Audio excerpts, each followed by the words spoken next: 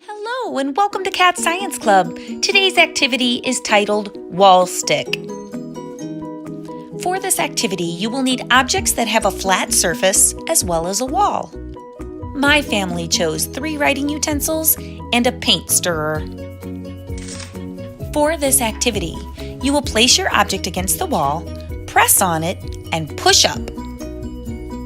It magically sticks. Well, it's not really magic, it's science. But what kind of science is it? Is it friction? Is static electricity causing this? Comment below and let us know what you think.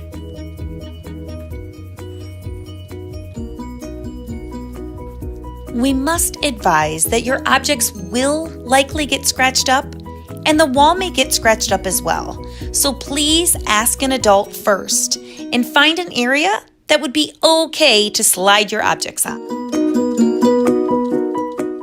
Thank you for following Cat Science Club today. Remember, you can follow us on Facebook, Instagram, YouTube, and Twitter.